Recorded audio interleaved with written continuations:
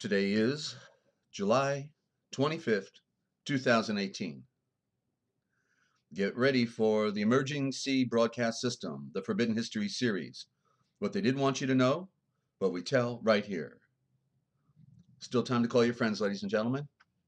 Let's have a revolution in thinking. We now interrupt your normally scheduled programming to bring you this very important deprogramming program.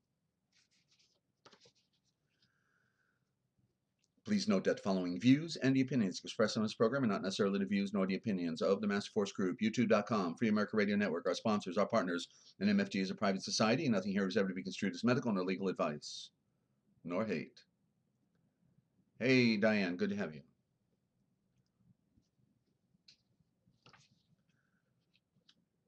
And listen to the Forbidden History prime time 7 days a week right here on the realpublicradio.net, because hidden beneath the sands of time lies the greatest of all mysteries. It's the Forbidden History. Unearth for yourself the secret truths that lie hidden just beneath the surface below our feet. What is it that the powers that be do not want you or I to know?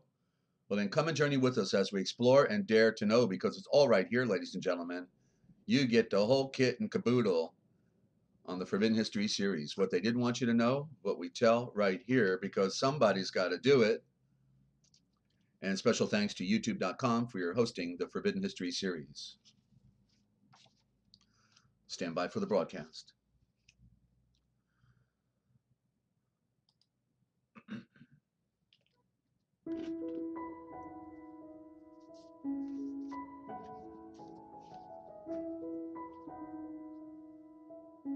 Hello, Jedi. Coming to you live from Studio Z at the Lighthouse in Central Ohio and Free America Radio Network in the land of dreams, enchantments, and nightmares. It's the Forbidden History series. The words that kill, the duality revealed, the ABCs of light, the great lies of history. It's all right here on the Forbidden History series. We are the deprogramming program, ladies and gentlemen. I'm glad you tuned in. And hello, Paula. Good to have you. You're not a new listener now. We've talked before, so good to have you as one of our family members here, reaching out and touching someone. You never know who's out there, you know? That's the thing about broadcasting. And around the world on this futuristic broadcasting system called the internet. Wow, you know, that's powerful.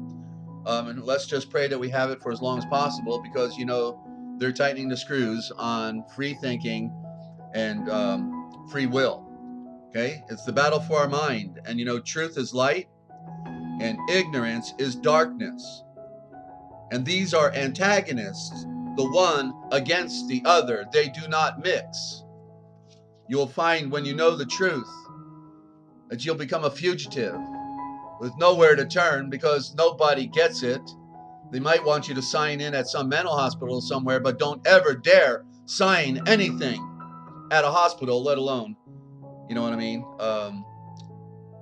Yeah, they need it. That's the true definition of the word client. You know, do you get an attorney and they call you a client? Well, guess what the word client means? Non compos mentis, not mentally competent, slave. So you had to hire somebody to take care of your private affairs. Bingo, they got you. Hey, Barb, good to have you. April, wonderful friends. I've been seeing those two excellent ladies. I think they were the first ones I started talking to when I came on like 2.5 months ago, 3 months ago. And Lou, the cat, cool cat, all of you. But, you know, I learned a truth one day laying on a concrete slab, and it is that, and I wrote down this quote, once we can begin to comprehend the true nature of things, then we can begin to comprehend that there's nothing really more to complain about, okay? Because now that we know, okay, I get it, that's the way it really is here, right? That's the way it really is.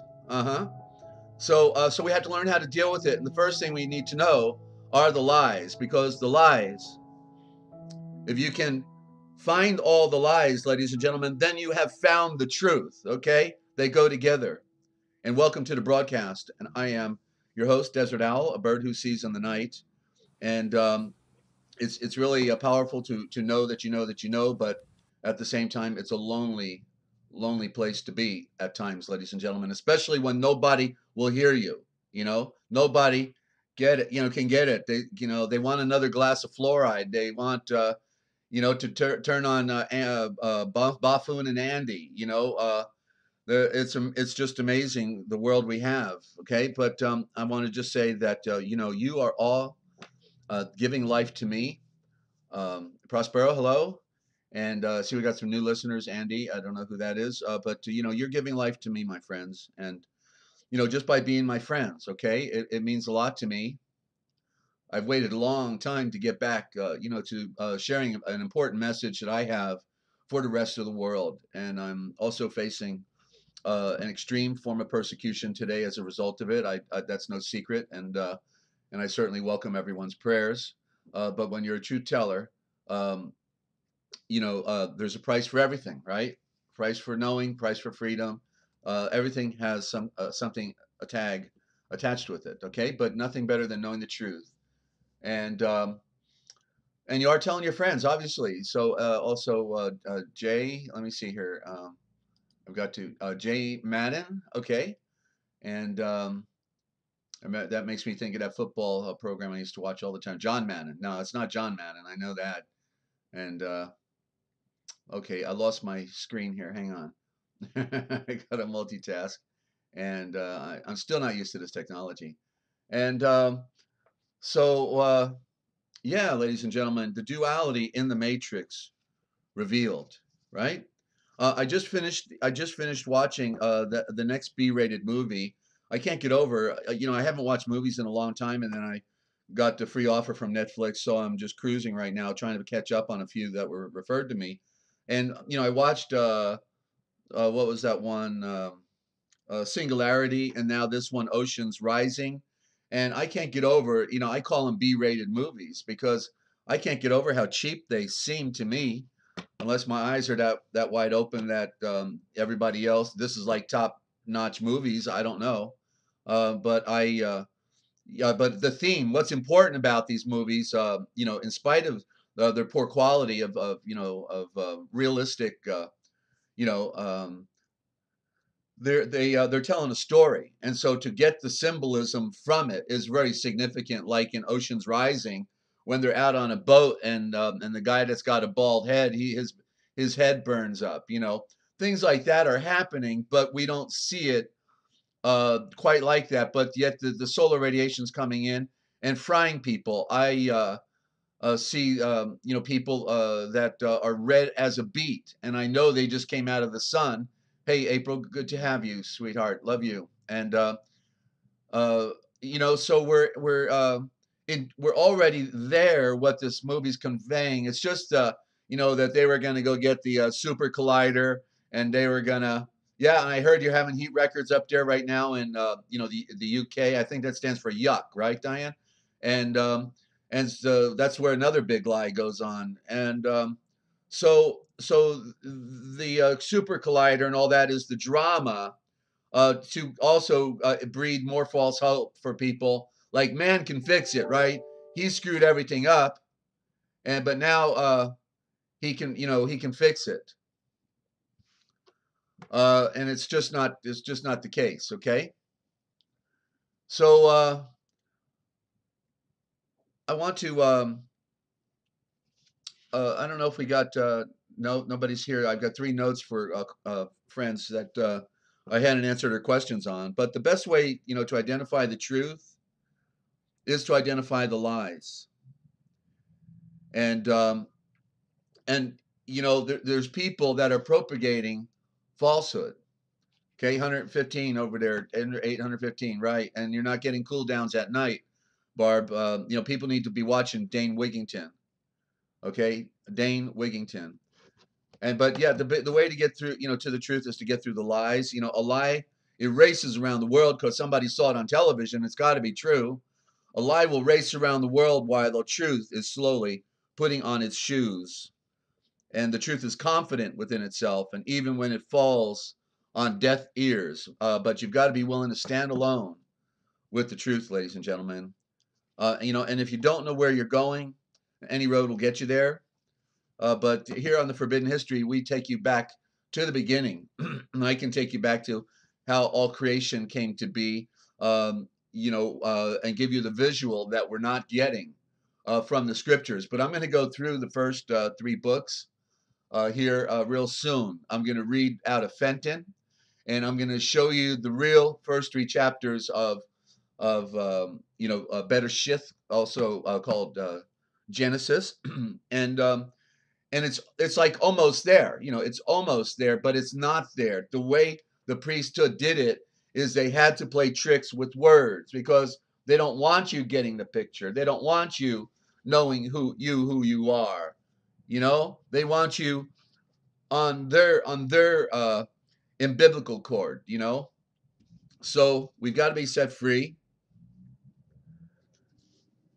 And all right, I want to thank our friends for listening in. And I'm going to talk about, what I'm going to do today is I'm going to do a review. See, when I lost my apartment back over 5 years ago, and then, I was displaced for a year, and I just read, I was just reading 12 hours a day for a whole year, almost a year. And in the middle of that, I said, in order to try to save my ministry before I, lose the other stuff in my dilemma, in order for an idea to raise funds, then I drafted a book called The Piracy of Words. Okay, The Piracy of Words. 2 words, pirate and sea. Okay, it's a little different spelling. It's hyphenated. Pirate, sea, and so literally off the top of my head, on 3x5 cards, I found out I was able to write down about 350 great lies of history right off the top of my head from all the interviews, I had done and all the reading I have done and everything, so I just literally just started writing, ended up with about 350, enough to do every day of the year. And so, excuse me, I got to sneeze. Oh, sorry about that. But couldn't dare try to meet that quick enough. So the Great Lies of History, will probably never be published. So therefore, I intend to do the oral version with all of you. Okay, so let's go there first, shall we? And I did the American flag yesterday and gave you the footwork on the fact that the American flag is a Jesuit-owned slavery flag. Okay, but another great live history is the one with the Vietnam thing back in the 1950s, 1960s, early 1970s ending. And then we got the killing fields of Cambodia. That's a movie you need to watch because the technique is not changed. Okay, it's the technique you want to take a look at. But Ho Chi Minh was being groomed in some way for the one world order because there are no real enemies, you see. But all the players on the chessboard don't know how the game is played, and they all feel really really important and pretty big shot for being a world leader or a secretary or a councilman or a judge or whatever it is they are, or a preacher. Oh, geez, man, they really got the serpent going for them. So Ho Chi Minh, he, so it was the French and the Jesuits that were in Vietnam in the 1950s. And then Ho Chi Minh ends up going to France, studying in the university and, learning the other cultures and learning about freedom. And then he actually goes to Moscow, where actually Bill and Hillary Clinton went, where the president or prime minister of Australia goes. It seems like anybody of importance, and Obama went to Moscow. They all seem to go to Moscow. The double-headed eagle, Freemasonry. Okay. The East and the West, don't look at the left hand, look at the right hand, don't look at the right hand, look at the left hand, the double-headed eagle. There are no enemies, but everybody serves a purpose. And so they all go to, Moscow. And when it was the Soviet Union, and then now Russia, doesn't matter, still the double-headed eagle. So, Ho Chi Minh, he fell in love with the Constitution for the United States of the Dementia, the United States of Dementia and America. And so when he had the opportunity to become the president of Vietnam, North and South, and we got a note here, Killing Fields is one of my all-time.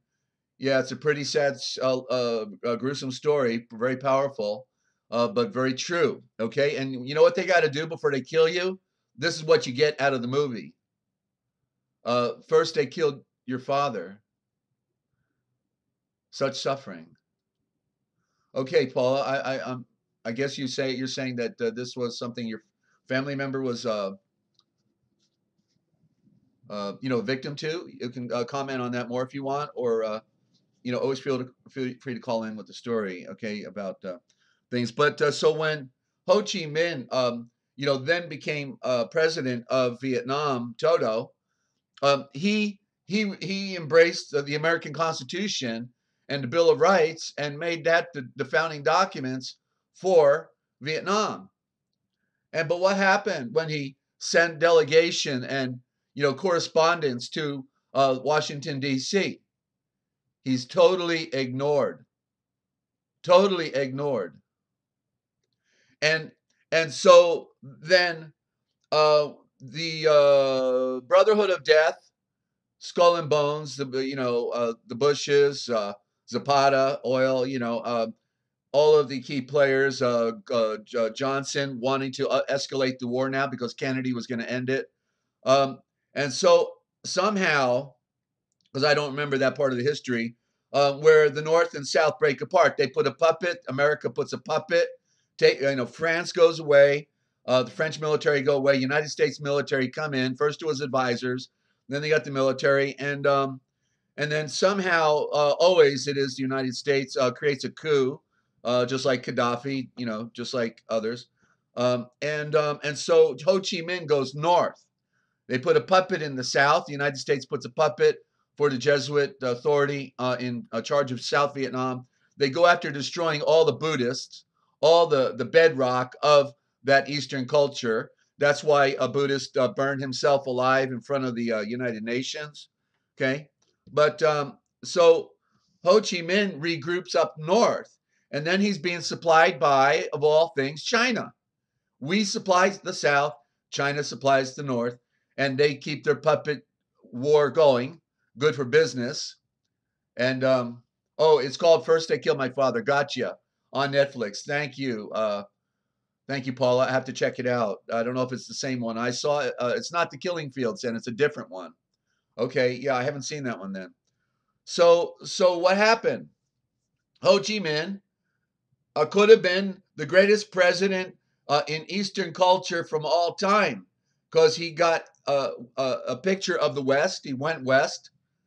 He thought he was part of the secret handshake club. That's why he went to Moscow to get his marching orders, a la the Vatican, But so literally, Ho Chi Minh was converted by the United States propaganda machine into being the enemy of freedom, the one who embraced Thomas Jefferson, the U.S. Constitution, the Bill of Rights, and gave it to the Vietnamese people, was oppressed out of his office and a puppet put in south of Vietnam, and and he becomes the real patriot up in northern Vietnam, the real patriot, stood for freedom, not a puppet, but a real, in his own character, of man of freedom for his people. And he got demonized. He got it worse than Saddam Hussein, I think. At least most people can figure out Saddam Hussein was created by the CIA and was one of theirs. And so they killed a double, So that's the great lie of history, ladies and gentlemen, okay? Great lie. Ho Chi Minh loved his people. There was no problem. All manufactured by the Jesuits, Skull and Bones, Brotherhood of Death, Freemasonic, United States, war machine. Okay? The truth is stranger than fiction, is it not, ladies and gentlemen? Okay, and so that's the great lies of history. And I just want to touch on symbolism real quick, okay? Um, there's in reading the Colbrin, which I've read on here. If you follow the series, starting with the premiere 3 weeks ago, you'll hear to read, and in there it talked about the two great pillars. And in the primary sense, when you hear about pillars, it's always sun and moon. Okay, that's the primary, male, female, light, darkness. Okay, all of the aspects are in the first symbols. They are the great logos, you could say, but the logo in the primary is the sun. So, okay, and I talked about the pillars, how these ancients made pillars and they did their sacrifices in between the pillars. And,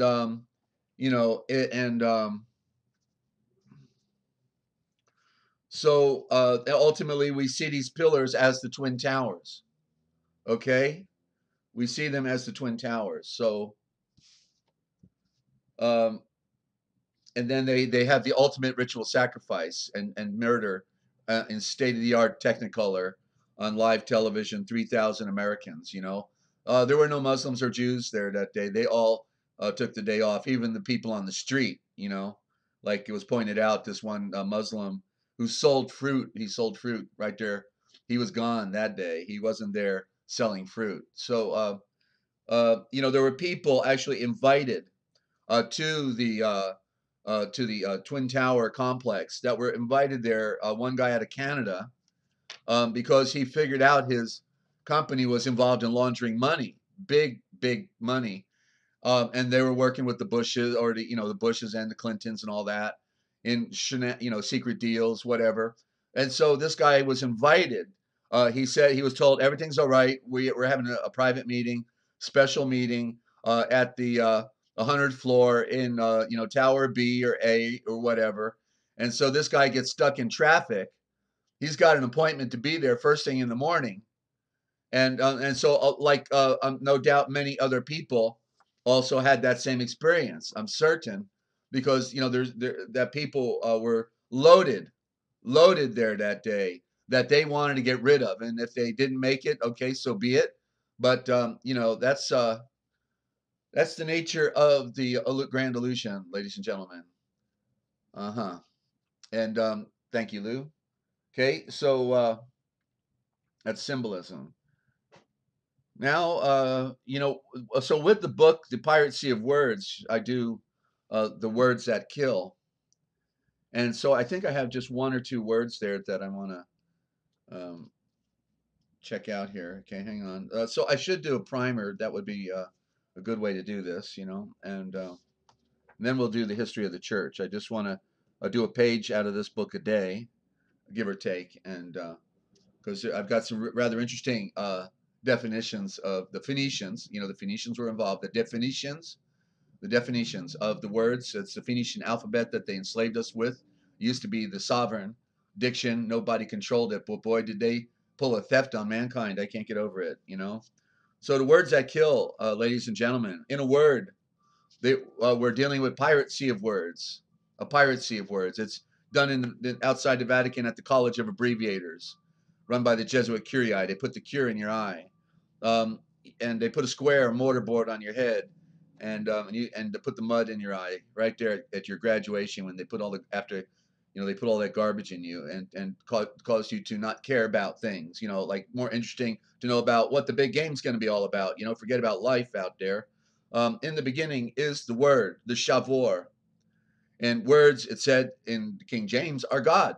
The word was God, the word is God. Whoa, the words are God. So when God speaks, when he speaks, I guess it's important to listen. And but nobody seems to care about the words. Nobody seems to care about the words. That's what's really amazing, friends. Okay? So I'm here to tell you that words are not what you think. Words are not what you think. If the words that you use are incorrect, then what you say is not what you mean. And if what you say is not what you mean, then all science, religion, history, and law will all fall apart and go astray, and all the people will be standing around helpless and idle. And this is not only important, but it matters above everything else. We are talking about the Indo-Germanic, the Aramaic mother tongue, the very first words that were breathed by Hadam and Keva in the original thought, ladies and gentlemen. Terms. I just did the definition of terms yesterday. I never took a look at the word, you know. There's so much to look at, but terms, it's torums, tor for power, torque, the prime suffix of motor right there. But so you take the suffix here, the ohms, put it in front, and you get mother, you get motor, because the terms are the mother and the motor. They are the torums, the power of sound, what torum means, not term. You see, the original was right there, the torums. Good morning, Star Wilson. Good to have you. Another Skywatcher with us today, ladies and gentlemen. Everybody is looking up. They know something's going on. They know something's wrong. And they don't doubt it for a minute. They know something's wrong. And good morning, Prospero, as well. So you know, we can't fix it, ladies and gentlemen. The only one we can fix is ourselves, our perspective, what we know to be true, and we have to embrace it and put on the tennis shoes and go for the race of eternal life. That's the only race that matters, not the political race. That's a lie. That's a diversion. Even the very word elect, they took over for when you vote for somebody. Elect means to choose.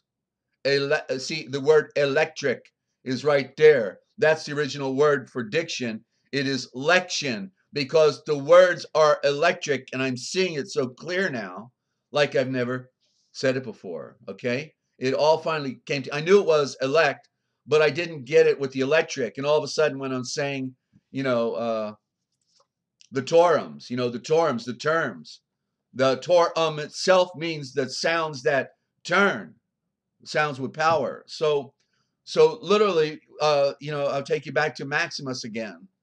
You know, the Caesar during that movie, The Gladiator, that old guy who was dying, that Caesar was Maximus. And he said that in the future, we're going to have to be bilingual. But the truth is, knowing what I know today about, you know, our state of affairs, we have to be trilingual.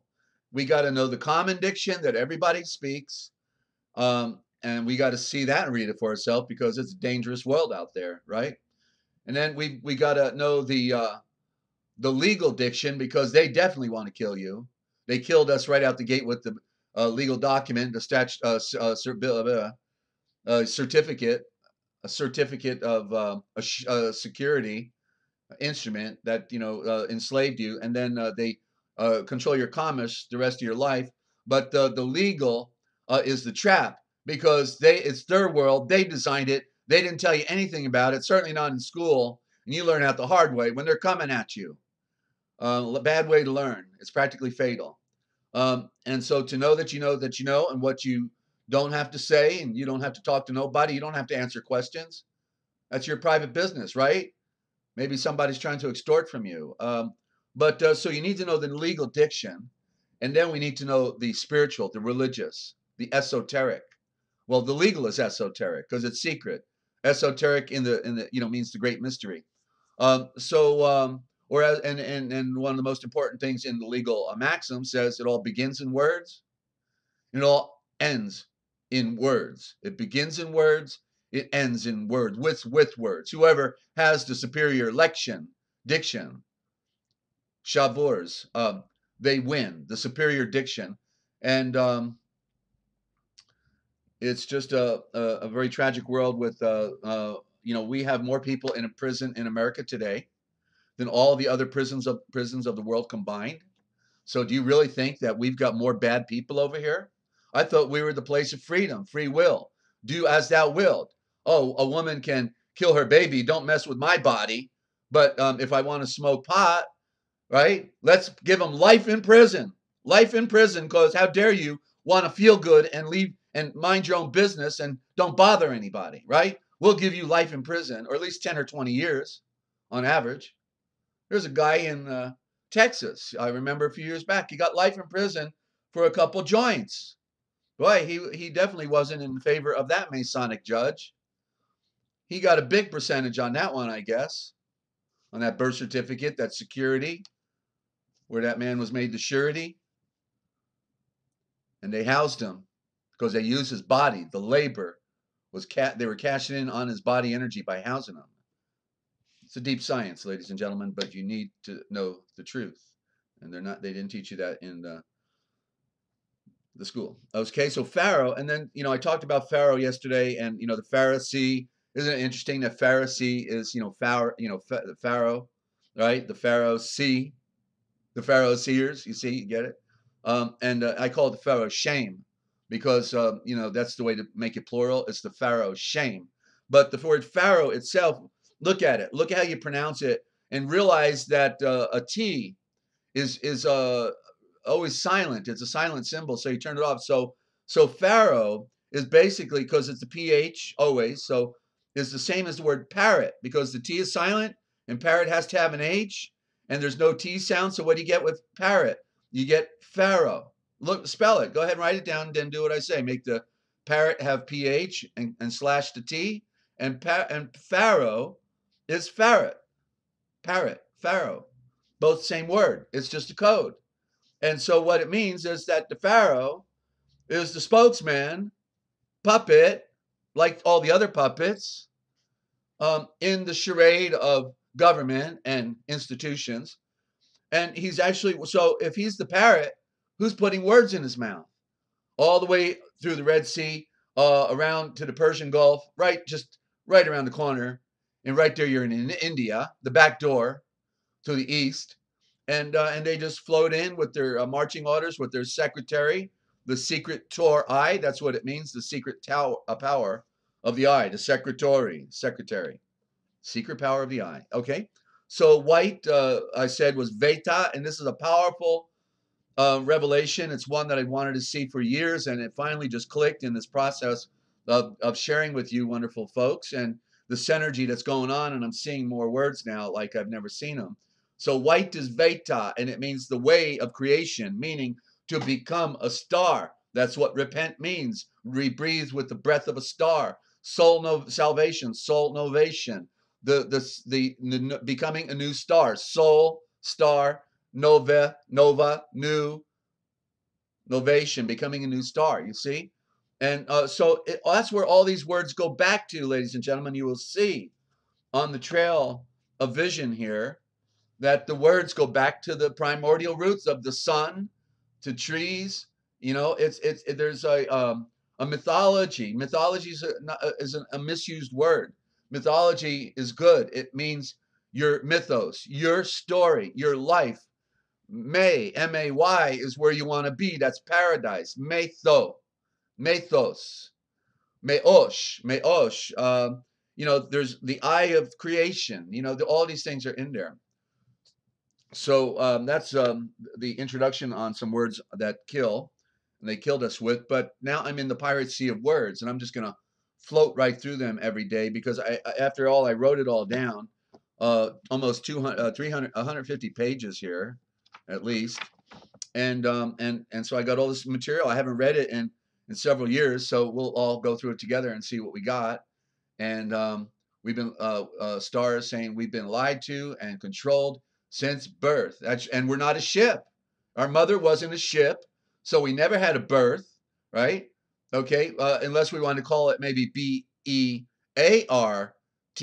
birth, B-E-A-R, meaning coming out to the earth. But we didn't. We were not a ship, so only a ship can give birth.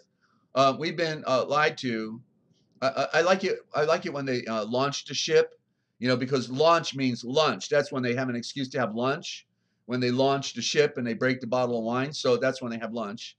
When they launch the ship, oh good, they're going to feed the poor workers and the slaves today. We're all going to have lunch because we're launching a ship, and we need them to help us launch the ship if it falls on them. That's okay. So Star says, we've been lied to and controlled since birth. Understanding language, which would be diction and lection, understanding the diction can help us to see. Absolutely. Absolutely. We've got to see and read it for ourselves. But so right now, since nobody ever taught you to read, I've got to give you the keys so that you can then finally see and read it for yourself. And everywhere you go, it's like, whoa, look at that, look at that, whoa, you know. I always wanted to go to Disneyland and go symbol hunting. My dad promised he was going to take me to Disneyland, never did. And by the time I driving past the Matterhorn over there in Los Angeles, going to my new home in San Diego, you know, I was already grown up, you know, and I on my own, so I never got to go. But I wanted to take pictures, and you know, because they're all those symbols, you know, that Disneyland is one perverted place, ladies and gentlemen. They got an underground mind control underground there. Nobody, you know, unless you've studied this stuff, would know that or suspect it. But yeah, they have installations underground, mind control. Disney's on top, and the secret occult are underneath, just like at the other Disneyland. Okay, so A, and I will review letters as well again, because you can't hear it enough. I went over that letter A, but now I've got a definition that I drafted 4 years ago. So let's see what it says here. Okay, and don't forget, you can call in. You can call in. It is okay. It won't hurt, and I'd love to hear from you anytime. 608-566-7295. 608-566-7295. And Skype is Free America Radio, all one word, Free America Radio. And if you ask questions, just put, you know, the question in all caps, or desert in all caps, or request in all caps, and then, you know, your upper and lower on your comment or your question or your request. But the, you know, the big word in capital letters helps me to see it. Okay, so many of you are doing it. Thank you, because I just don't want to ignore anyone, and I hate doing that. So here we are, the A, alpha again. It's actually, you know, it's all the variables. It's alpha, meaning the A creation, the Father's creation of light, but also alba, meaning the brightness of a star. White, alba is white, and then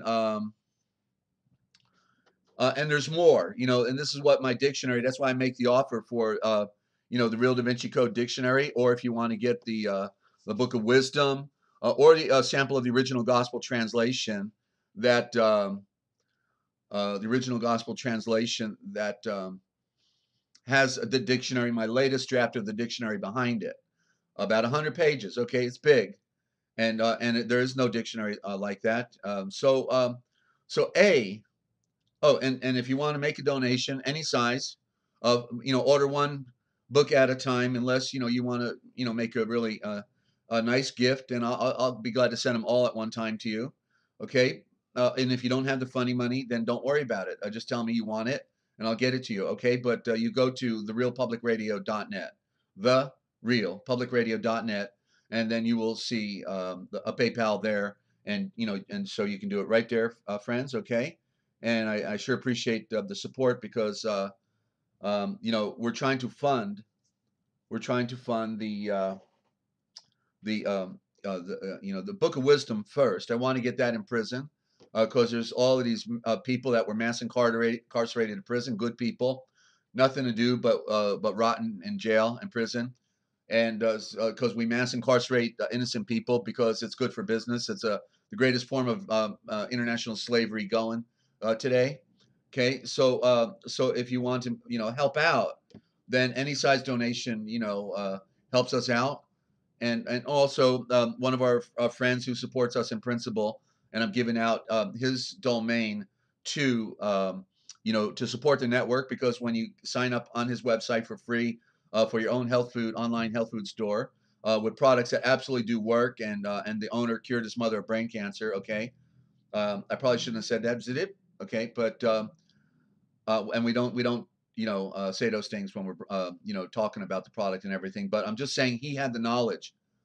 He knew to tell her what to do to be healed of cancer. Okay, so we have serious products here, and a family that has a stellar record, and love Yeshua, love the Heavenly Father, and they're the best people you ever want to talk to. Kim, um, and Fred Kaufman. Okay, so go to the website, Live Free 2. That's LIVE FREE, all one word. Live Free, then a number 2, a digit 2. livefree2 at dot basic reset, all one word, basicreset.com. That's livefree2 dot basicreset.com.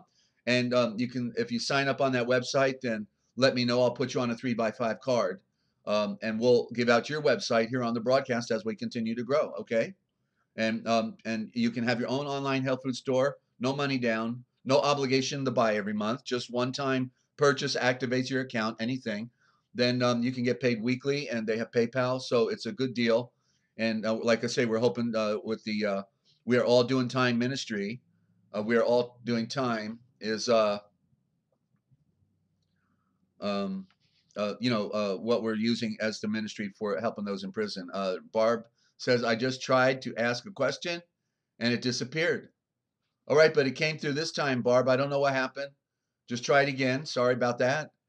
So we're on the letter A, and Lou says prisons create money out of labor.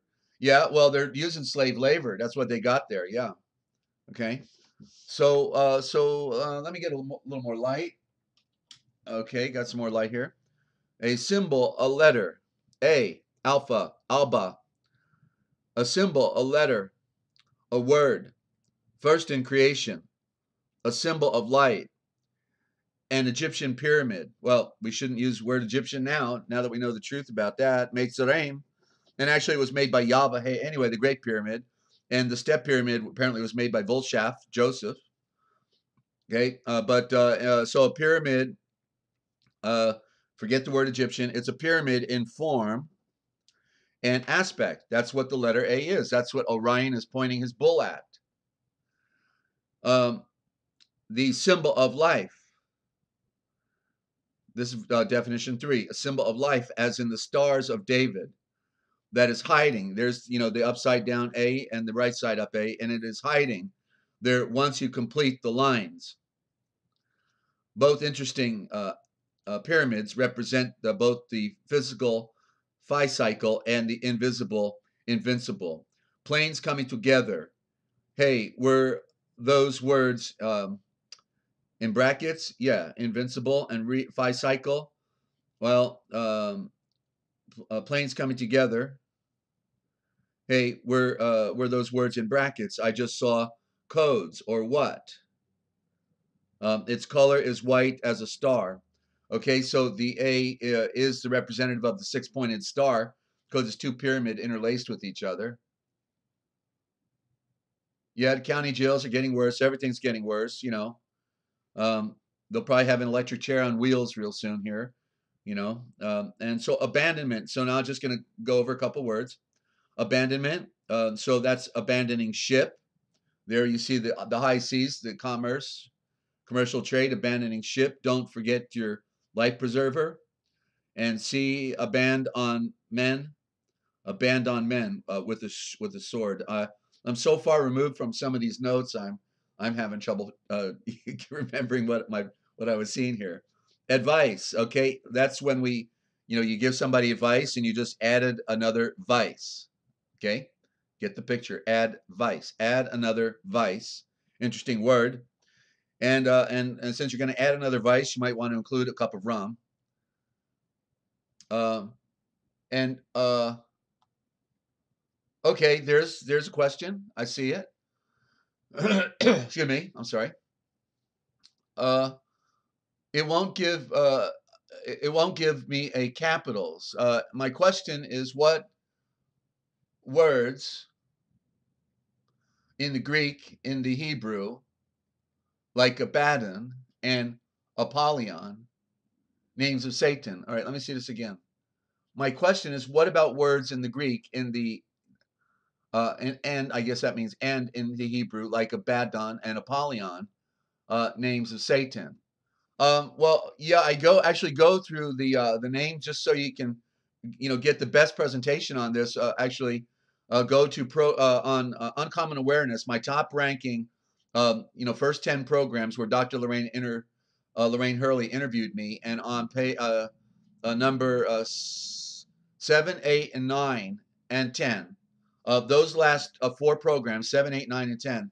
I talk about those words, Barb, in particular, and I define the Luciferian occult, the true nature of them, all at the same time. So that's Uncommon Awareness, those very first 10 YouTubes, that I have up there. So check that out, okay? And Abaddon, there's a problem with the B right out the gate because it's Avadon, and Av means a star, and also that which is first, and it means that which flies. That's your prime root of aviation, Avadon. And there's potential corruptions with the D, but I'd have to look up the meaning myself. Other than I know they're not all in exact original form, and once we construct them properly based on root form, then we get the better aspect of what it's talking about, But yeah, that I'll just leave it at that for now, okay? Without I don't want to risk not being accurate with that, okay? So thank you for your question, Barb. All right, and so we're on agency and the agency. You see the word "C" is right there, right? It's the agent C. So you got the agent that's on the high seas, one of the pirates, who he's an agent in an agency, and they want to come, on your property, and they want to inspect your property, and they, might want to give you a medical examination. You never know, but they're the agent, and therefore they're here to help you. And all they ever do is help you out of everything you've ever had or ever wanted to know, or you know what I'm saying? Yeah, agents C. It's the emerging C. It's what I call the emergency, since they declare, the word emergency in, the War and Emergency Powers Act in the 1930s, circa 1933. You bet, Barb. And so, uh, so the I saw the original thought, and it is the emerging sea, like a tsunami, and it crept upon the shore. And ladies and gentlemen, where the high water marks are? Do you have any idea where the high water marks are here in America? You ready? It's the high point of every state. The high point in every state was made the high water mark in the legal realm, in the ship of state. Isn't it interesting? They call themselves the ship of state because they just pulled in for some temporary business, like all of the ships have done, and then pull back out when business is over and everything falls apart. Hey, Martha, good to have you. Paula says, Lou, laughing out loud, don't give them the money, money funders for more ideas on how to kill us. That's right. I don't think they're going to run out of ideas, ladies and gentlemen. But so then we have the agent, and the thing, he says he's a gent, like a gentleman. He's an agent. If the A is silent, which is one of the laws of the diction, then it's really gent. Oh, so the agent is a gent. He's a gentle man, but no, he's not. He actually came to do some kung fu on you. He's got no ethics. Backwards. Drop in the Thailand Sea. Backwards. Oh, back. Yeah, and backwards is means to read words backwards. I just saw that. Backwards. If you have to go backwards, what does it say?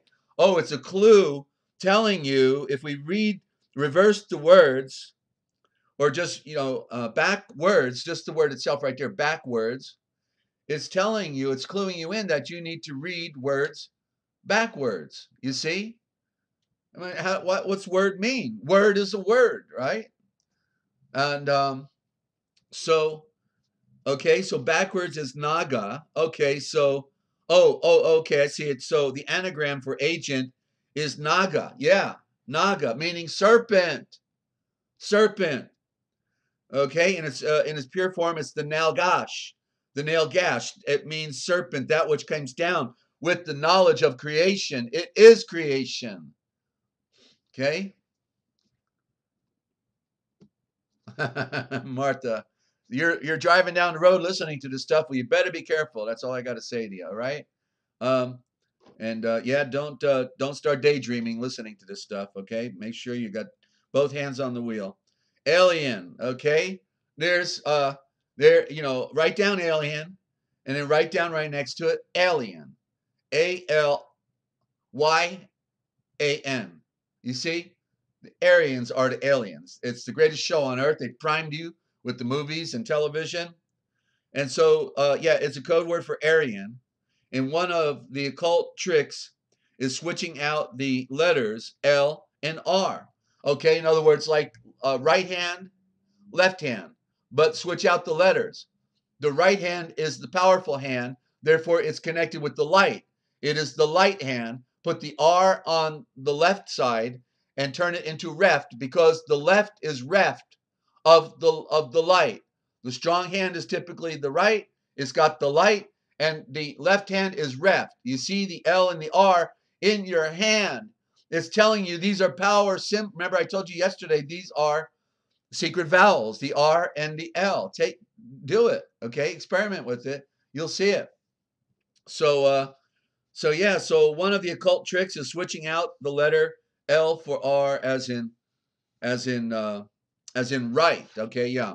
Right hand instead of left hand. Two, the head of NASA and the SS Nazi. Okay? They're aliens. Yeah. Gee, those acronyms look the same, NASA and Nazi, right? It is, because it is. A Nazi goes back to Nazareth. Yeshua was a Nazareth. It is synonymous with the word Nazarite, but Nazareth is the more correct term, Nazareth. And so Yeshua didn't live in a town. There was no town called Nazareth or Nazareth. It was a community. They were Aryans. They were pure seed line, maintaining the Brahmic line of purity, the pure Aryan, blonde hair, blue eyes, white skin, from Adam. That's because he came down from the sun. He represented the light, ladies and gentlemen. Okay, so Werner von Braun, on his deathbed, this is the most important footnote in our history that really puts the alien thing to rest. Okay, Werner von Braun, the SS stormtrooper, Nazi, creator of the V2 rocket, head of the V2 rocket program, mass murderer, comes to America and then becomes a family man and head of NASA, right? On his deathbed, because he becomes a family man and he doesn't want to be a mass murderer anymore. He tells his secretary on his deathbed, that she's going to have to become a teacher from just being a school teacher now to be a teacher for everybody about this issue. And he told her the whole, kit and caboodle about the fraud of NASA, and also the last wild card that they use will be the alien card. Okay, a phony alien invasion. That's one of the reasons they're blowing aluminum up in the sky, so they can make holograms of motherships, and then out of it will come the little ships, which will be real, and they'll be doing their little ray gun tricks and burning everybody up and burning all the forests. They'll burn everything. Everything is gonna burn. You think not? They've already given you a preview, haven't they? Project Bluebeam, California. Wonderful world. Yeah. Isn't it the truth? This is not our world, ladies and gentlemen. And so where was I here? Werner von Braun, in his deathbed confession to his secretary, said that the NWO, Old World Order, One World Order, has always been, since the Aryan plan. Notice they never taught us in school where the Aryans come from. Go figure. There's a debate. Oh, they came from the east. No, they came from the west. No, they came from the east. No, it's the left hand. It's the right hand. Democrat, Republican. It's beautiful how they divide things, ladies and gentlemen. It's just beautiful. They have refined the art of destroying life. That's what they've done, basically. I'm not surprised to find so many, women on here, in contrast to men, because women get it and they're nurturing. They want everything okay, and so they're all here involved. They've been showing stuff in the sky. Nobody wants to listen to them, and at least we can all join here and say, hey, it's okay. You're not crazy. I'm not crazy. They're crazy. All right, and we're just gonna have to learn how to deal with them. That's the problem. But the good news is this is not our world. So We'll just have to hang in there, and we get to know each other. Who our real friends are, because we will need to know who our real friends are. In this odyssey, ladies and gentlemen, who our friends are not. It's a big issue, because it's better to be alone. When it all comes down, it'll be better to be alone than with the wrong people. You know, and people will be forced to have to use lethal force to protect their families and themselves. I've already been there and done that, and it's the worst moment of your life. I got to tell you, when you got to pull a trigger, it's the worst moment of your life. Um, so, uh, so the UFO invasion plan is a staged of phony UFO invasion and their final plan for disrupting our world. Then I hear it say, see Vimanas of India, Indian temples, what's on top and inside of the Vimanika Shastra in the book. Yeah, they got a manual. They got a flight manual. Okay, literally a flight manual called Vimanika Shastra, and it tells you how they flew in bad weather, what the pilot ate, and took with him. That they flew giants around the world. And hello, Jenny Oki girl, good to have you. And looks like your first time here, so I want to welcome you. But Area 51, to show you that they work their plans over a long process of time, 100 years in advance, easy. I think they use scripts that are cycled on 500-year cycles. That's what the Phoenix is about when it said it flies back to Mitzrayim, Egypt, every 500 years. That's about the cycle of all the civilizations they bring up and bring down, and that was the 500-year cycle of the Americou by Francis Bacon. Pen name William Shakespeare, and he was the spear shaker, and he was commissioned to write the blueprint for the next 500-year cycle that was officially started by the phony discovery of America by Christopher Columbus, the Christ of Fire, and then Columbia, right? There's your Christ of Fire, and there's your Columbia, Columbus. Christopher Columbus, the Christ of Fire, the Jesuit, not the the good, because Christ is not the original. Remember that. We finally have to admit the truth and get back to original form, friends. Okay. So, who's got it, Jenny? I don't know if you're writing to me or somebody else. I can't tell. I'm on a roll here, but I guess I should, include America, because here it is. I was just talking about it, right? And here it is, the next word. And then we'll get on with the history of the church. All right. I'm glad you're all tuned in. And by the way, you are tuned in to the realpublicradio.net, Free America Radio Network. And I'm your host, Desert Owl. I want to welcome our new listeners. Glad you're tuned in. And just so many wonderful people. I see all this love going around. All I see is love, and I'm just, I just, after I've seen all those other channels where people beat each other up, and, and we have all this nonsense going on, I've never imagined, I would see the most beautiful channel, a chat room on, the Forbidden History series. I couldn't see it coming, but it's a miracle gathering of beautiful people. And so thank you for being here, and for encouraging me to go where nobody's gone before, or at least they're not telling us. I don't know which it is, but you know what I'm saying? Hang on. I'm just really, because it was hell knowing all of this and having nobody to talk to. Okay, it was hell, and so to be able to share, what to me is the crucible of the all the answers that we are looking for. I dedicated my life to pulling this stuff together, and it turns out it was in the words and in the symbols as the primary way of unwrapping the mystery. It's wrapped in words. It's wrapped in words. Thank you, Martha. Hope we can talk on the phone one day. It'd be fun to get to know everybody a little better. At least I'm remembering where people are from now. Martha's from north of the tundra line up there above Ontario, I guess it is, or Toronto. I don't know. I get confused with all that tundra area. But I got 25% French Canadian, but I don't regret not living up there. Although very nice people. Actually, I think the Canadians are a little smarter than we Americans down here. I certainly got treated far better by the customs police than I did the U.S. Customs coming back when I was driving truck. Those Canadians, they are very sharp. Okay, much different. And when I complimented them, the guy said, "Well, we got to put We got to look in the mirror too every morning, don't we? Eh? Yeah. Hey. Okay. So glad. And they were going to kick me out of Canada when I told them I was part French Canadian. What was I going to tell my family? And then they said, okay, you can stay up here and get a room, because they were inspecting my truck. Okay, in other words, yeah. And so I was going to have to go back to the States. They found out I was a revolutionary, basically, that I had all my political stuff in there when I was doing United Truckers defending the Constitution over the road. I looked like, secret agent, man, and smoked a cigar and for my cover. And they saw me coming through the customs and said, okay, we got to search this guy. And went through all my laundry and everything. And then they didn't know. They gave a bunch of my audios and videos to the RCMP, Royal the Royal Canadian Mounted Police. They got my all my videos and stuff, and they're going to review them. When you come back through, you can come and ask for them. You can pick them up. And I'm thinking, you think I want to come back after you just taken all of that from me?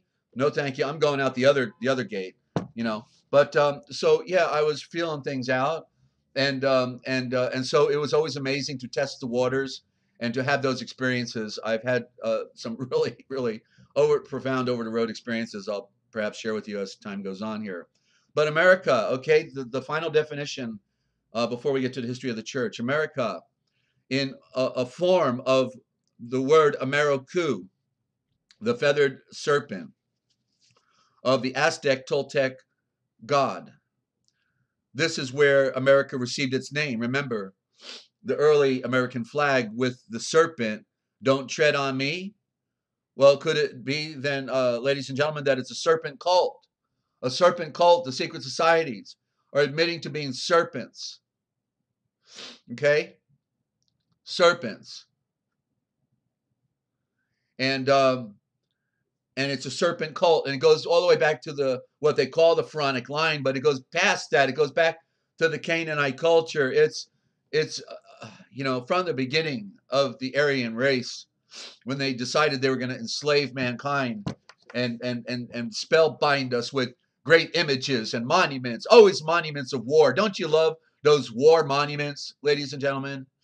Excuse me. Don't you just love always memorializing war? Well, let's never forget war, right? When did we ever have a moment when we didn't have war? Always war. The wonderful red, white, and blue, what I call the red, white, black, and blue. But yet, wait a minute. The French flag is red, white, and blue. Oh, the British flag is red, white, and blue. And that's the symbols, the cross and the X at the center point of the Vatican, where the obelisk is, in the keyhole. Okay? The Russian flag is red, white, and blue. There's all these other ones. The flag in Singapore and Malaysia have always looked like the American flag. Nobody ever thought about that one. It's just amazing, ladies and gentlemen. So, okay, so I mentioned Nevada, and just so to be to cap off on words, to show how far their blueprint goes back in preparation for these things, right? They 100 years ago or more, they used a secret agent whose name is Clark, originally Jesse James, and he's now he was a part of the Knights of the Golden Circle, and so he helps lay out the grid for Las Vegas, Lost Wages, where it'd be a crossing from one desert to another, and a water stop-off, watering hole, and they make it so you can gamble there, but they call it Nevada, and if you see in the word, it is two words, nail. N-A-I-L, the I is a corruption, but I want you to get the picture, a nail. N-A-I-L, but it's N-A-L, N-A-L. And it means Nal, that which came down. And then the second word is Vada. Now Vada, Vada means that the Vedas. The Vedas. So what came down? The Vedas, the blueprint of the secret space program. Now Veda, the anti-gravity machines that were written about in the Vimanika Shastra and in the Vedas. Okay, and they call it Area 51, right? Why? One, because 1 of 50 is a jubilee, 1 is a new beginning. So they knew that when they come out of Area 51, then right on, Star. And so they call the state now Veda because it's all about Hinduism. Remember, I said the signature of India is everywhere. Well, there is in the word Nevada, Na Veda. the Vedas that came down about the UFOs, right? The Vedas, in other words, the entire culture still running the world, the one world order, the one I've been talking about. The Vekoresh, misnomered as watchers. We find them today as vicars in the Vatican. The watchers, okay? And so don't forget, you got it here first, ladies and gentlemen. And I'm so honored to give it to such a wonderful group of friends. And so let's get now into the history of the church, because I've been letting that one go. I've been just on a roll, you know, and I don't want to keep these programs too long, trying to think about timing as well, you know, and so I hope you're getting your how do I want to say it? You know, I just hope you can see and read it for yourself. You know, that's what's important. You've got to be able to see what desert is trying to show you. You know, okay, what's going on here? Why is this so unique? Well, I don't take credit for it. You know, it's the light of the Father. It is a star shining brightly, and so that I can also be set free. You know, hang on. Because it says where there is no knowledge, the people perish, and people where there is no vision, people perish. People perish for lack of knowledge. So we need knowledge, and but it has to be the right information. It's no good just learning stuff. That's no good because we're not supposed to be a warehouse. That's what they wanted to do to us in school, right? Memorize this, memorize that, but they never teach us to think for ourselves or to ask questions. And and I was always getting a failing grade. I felt very much like Nasir Haramein, who was touched in a greater way that he became such a great physicist. But we're in trouble in our world, ladies and gentlemen, and I just it's so tragic to see the annihilation of a planet. We're witnessing the annihilation of a planet. Right? Of a planet. Our planet is being destroyed by people who think they're better than you and I, that have been kidnapping our babies and drinking their blood and sexually abusing them on a black market, all under the Vatican umbrella. People having parties.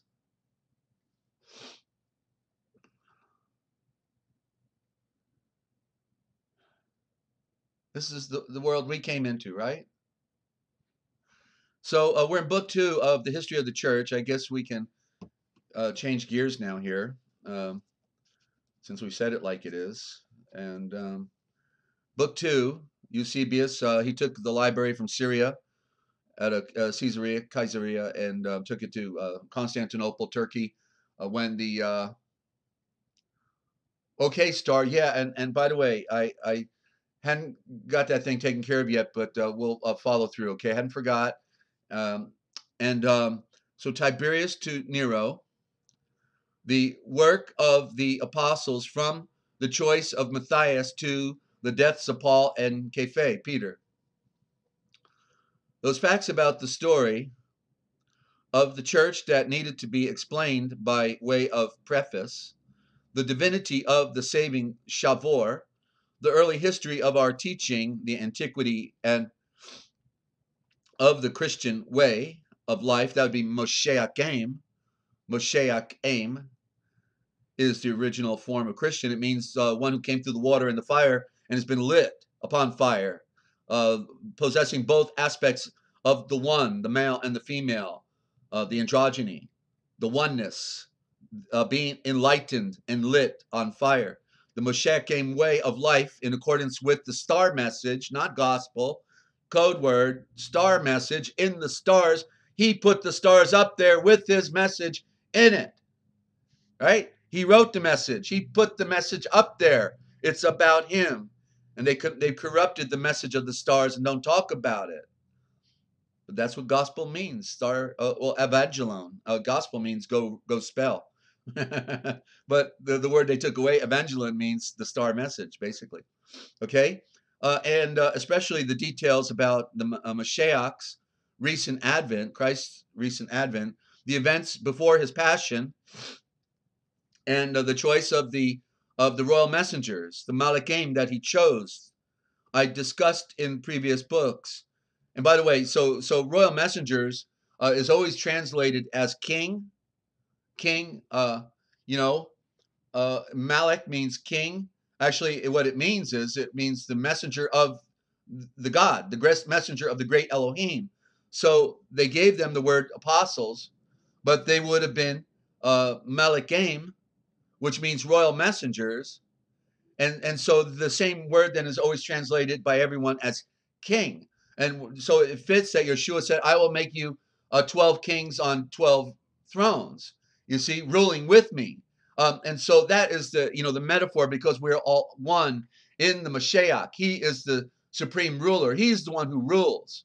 He rules through you and me. He rules this universe through the stars and the suns and the planets, through the energies that are there. Everything has an energy, has a signature, and has a purpose in the balance of this dimension we're in. But interesting that all the planets are now on one side. They're all gathered to one side of the solar system, creating a total imbalance on the record, and well presented by Mr. MBB333. So go check it out, okay? What he's doing over there, Mr.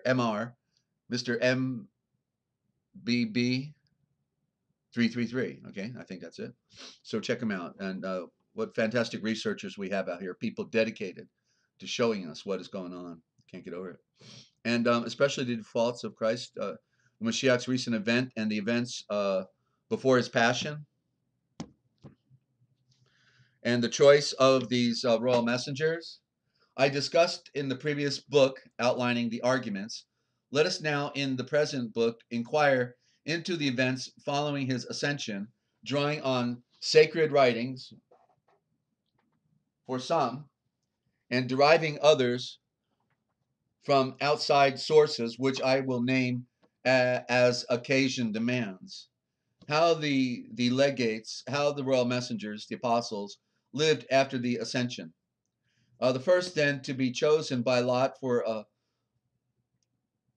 royal messenger, apostleship, in the place of the traitor Judas, was Matthias, who, as has been mentioned, had been one of the Lord's, the healers, the Naga healer and pure breather of light, one of his disciples, which means truth seeker, by prayer and the laying on of the royal messengers, the Malachim's hands, where they were appointed to the diaconate for the service of the community, men of proved worth to the number of 7.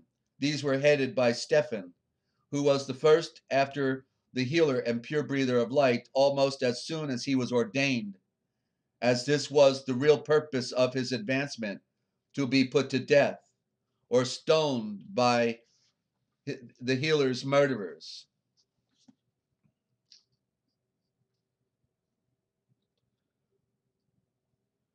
Thus he was the first to win the crown called by the same title as he, and reserved for Mashiach's unworthily victorious martyrs. Excuse me, not unworthily, but and it was reserved specifically for the Mashiach's, Christ's worthily victorious martyrs.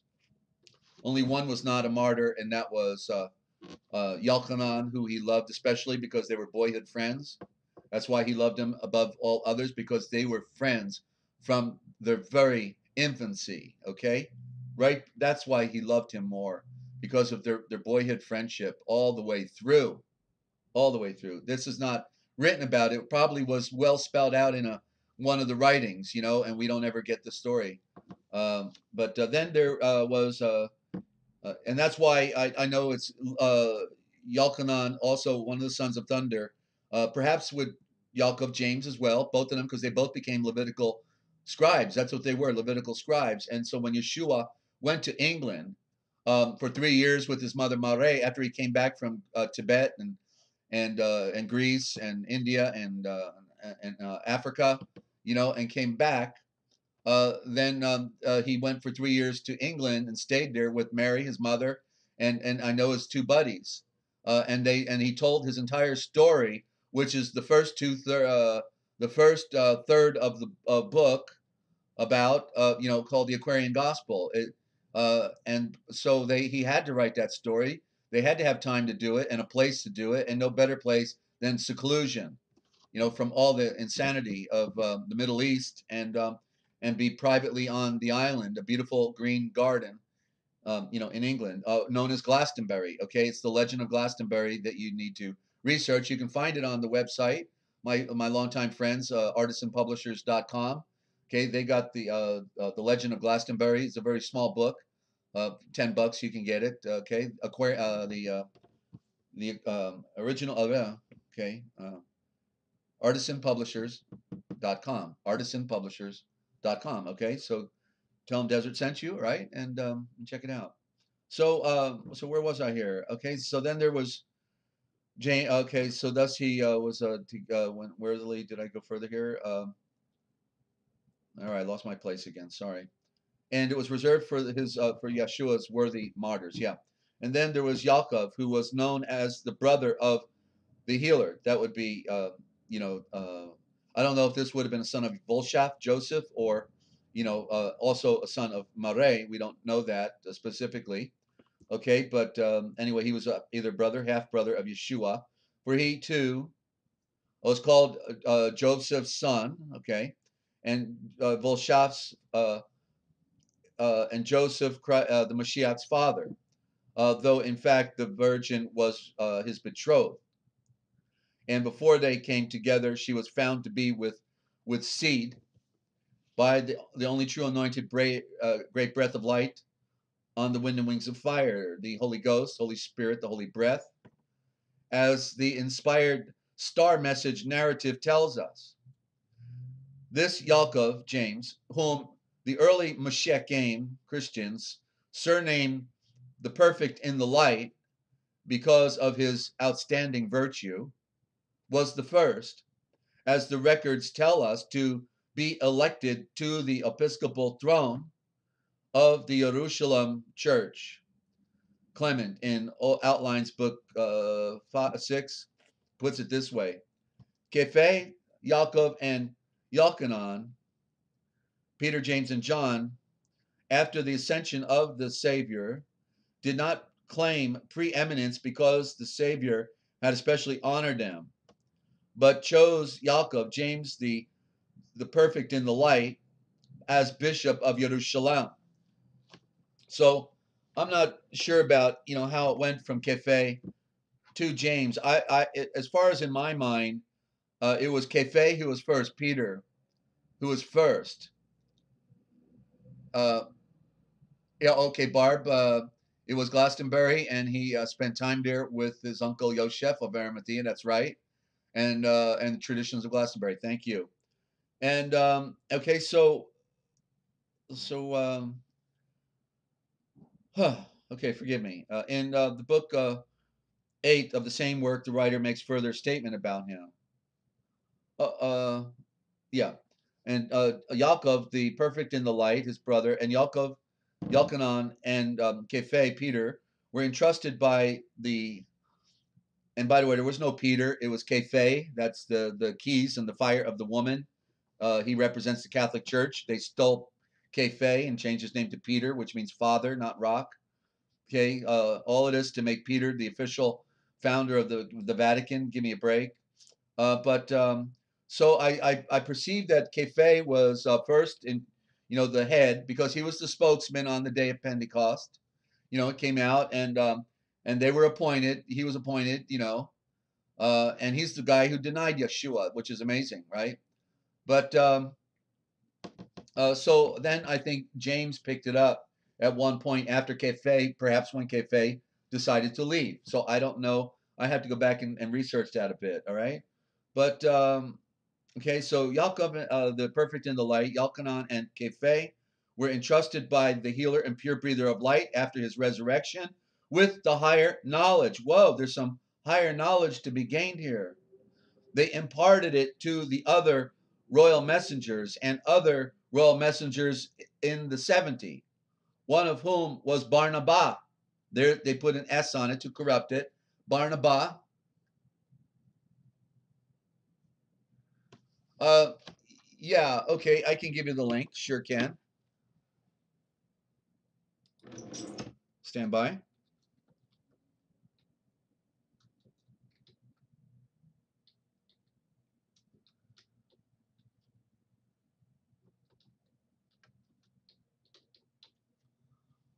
Okay, I think this is a correct spelling. Here we go. All right, artisanpublishers.com. And good idea. Thank you. I should use that chat more for certain words when you need to see it clearly. If you're having trouble, always ask me, to put the word up there if are not getting it for some reason. All right, happy to do that. Okay, so where were we here? Blah, blah, blah. So it was the higher knowledge that they received. That's what we call the Enlightenment. They imparted it to the other royal messengers and the other royal messengers to the 70, one of whom was Barnabas. There were two Jameses, one the perfect in the light, who was thrown down from the parapet and beaten to death. That was Yeshua's brother. He was beaten to death with a fuller's club. And the other Yaakov, who was beheaded, that was the brother of Yalkanan, John. James and John, the Levitical scribes, sons of thunder. James was the first one martyred. Herod cut off his head. And they said the people liked it so much, let's go get Peter or Kefe. And they went after Kefe. That's when he was arrested, but he was let out by the royal messengers, the royal Malek. James, the perfect in the light, he was also mentioned by Shaul, Paul, when he writes, the other royal messengers, I saw no one except Yaakov, the healer's brother. It was at the time that our Savior's promise to the king of the Osherines was receiving its fulfillment. There's a footnote on that. Osherine was the district of Edessa. So that's what he's saying at the time they went to Edessa. Okay, we just read that yesterday. Check the last program. Thomas was moved by inspiration to send Thaddeus to Edessa as a seed planter, as a teacher, a star messenger, that's evangelist, star messenger, and seed planting, teaching about the Mashiach, Christ. As I showed a little way back from the document found there, when he arrived in the land, Thaddeus restored Abgar to health by the burning shavors of the Mashiach, and astonished all the inhabitants by his wonderful miracles, by his actions. He exerted such an influence on them that he led them to reverence the power of the Mashiach and made truth seekers of the saving by the saving doctrine, made them truth seekers by the saving doctrine. From that day to this, the whole city of Edessa has been devoted to the royal title of the Mashiach, proving most convincing proof of our Savior's excellence to them as well. After this excursion into early history, let us return once more to the inspired record. Stephen's martyrdom was followed by the first and greatest persecution by the Judeans themselves of the Jerusalem body called out, the perfect circle of the called out ones, what we call the church, which is Kirki. It's an occultic word. Kirki means an occult circle. It's used by the occult. Their circle they draw around a star, and they have somebody go inside the circle, the Kirki. That's Kirk on Star Trek. Kirk. Middle name James, seed of light. Okay. So and letter T for the cross, James T. So all of the truth seekers except the 12 alone were dispersed around Judah and Samaria.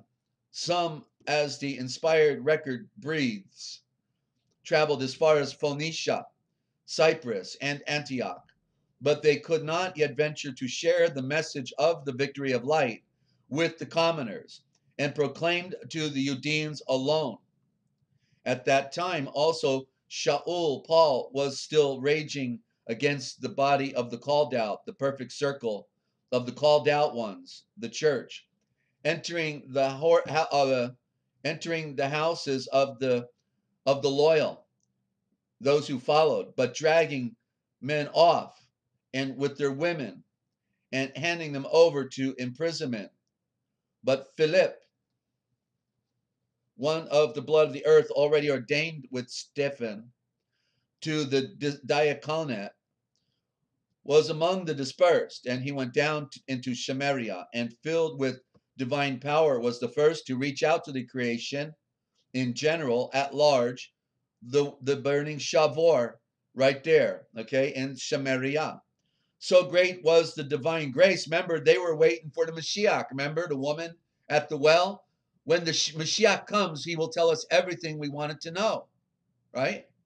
When the Mashiach comes, you're welcome. You're welcome, Paula. Okay? And the Mashiach will tell us everything. And he went down to Samaria, and filled with the divine power, was the first to reach out to the creation there, the burning Shavors, the words of fire.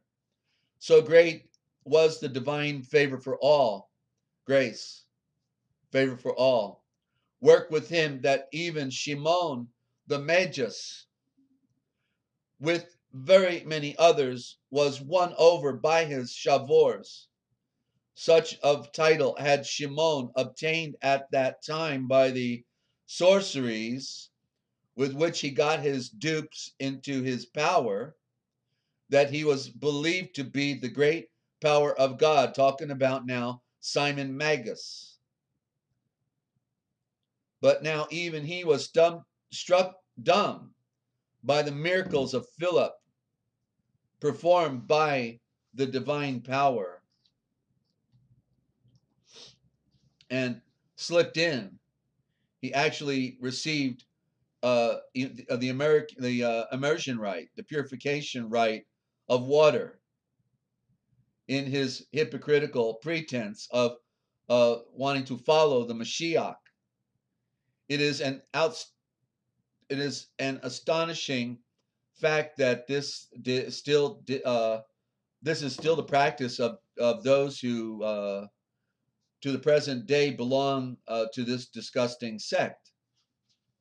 Following in their progenitors' footsteps, they slip into the church like a pestilential and scabby disease, and do the utmost damage to all whom they succeed in smearing with the horrible, deadly poison concealed in them.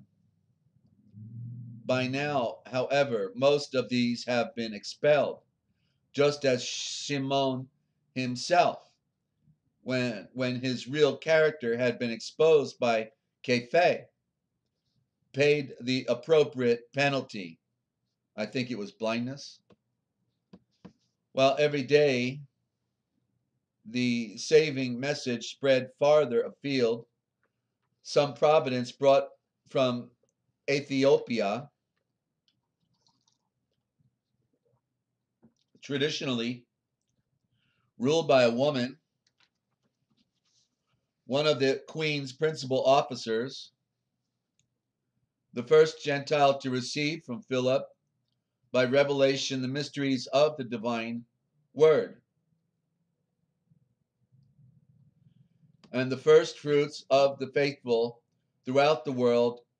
He is believed to have been the first to go back to his native land and reach out to the creation the star message of the knowledge of Yalvohe, of the omniverse, the universe, and the life-giving sojourn of our Savior among blood of the earth. Through him came the actual fulfillment of the prediction. Ethiopia will stretch out her hands up to Yalvohe. The next stage began with Shaul, Paul, a chosen vessel, neither from blood of the earth nor through blood of the earth, but through the revelation of Yeshua, the Mashiach himself, the one of the many, of the great Elohim and Yahweh, the great Father, who raised him from the grave and death, was appointed a royal messenger, our elder brother, receiving his call through a vision and the voice of light that accompanied the revelation.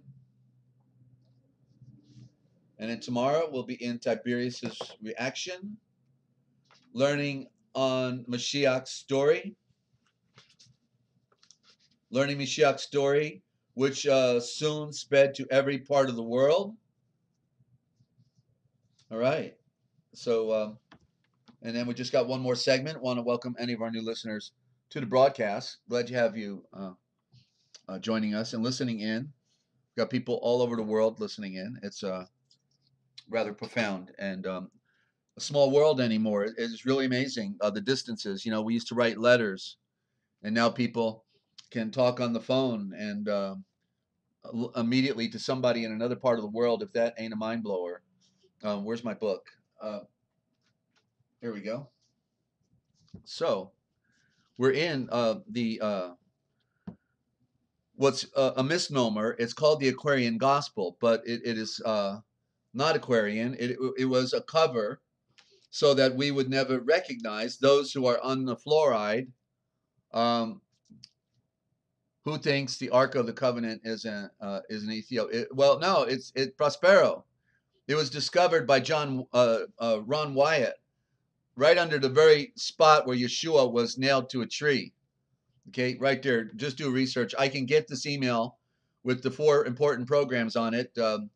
Anytime, just let me know. I get you the links on the email for the best presentation on the discovery of the Ark of the Covenant. Okay, anytime, let me know. So we're in the section 4 now, which is the original gospel, the mother gospel, the one that is synoptic with Matthew and Mark and Luke. John is a little unique, you know, so it's not as perfect with Yochanan, because Yochanan was absolutely a scholar and a genius in writing, and so he just took off on his own with another writing of the Star Message, really bringing in the philosophical essence of the message about love and all of that, you know. So we're here now with the childhood, with the early years and the early enlightenment. It says education, but we don't want education. Enlightenment of Yochanan, the herald. Okay, so we just read the first chapter, and now we're on 14. And if you want to follow along, if you're new, you can get the free download of the document and follow along. Go to therealpublicradio.net /original_gospel.html. I'll give it out again. Go to therealpublicradio.net /original_gospel.html, and scroll to the bottom. There'll be some beautiful trees at the top with light shining through. Go to the bottom, and there's a free PDF download. And also, if you click on the picture of that book, it takes you to the 1919 reprint edition. Okay, the 1919 reprint edition of the wide margin. I like the wide margin for notes. Okay, of the Aquarian Gospel, which is the original gospel. I know it came out of the Vatican, most likely. Could be out of Turkey, but most likely out of the Vatican. And I think they were going to use it to create another, another New Age religion, just like they did in the 1800s, big time. You know, with all these new quote unquote Christian traditions, one after another. You know, Baskin Robbins. What flavor do you want? And so, but I think they realized at one point they couldn't use it for a bedrock,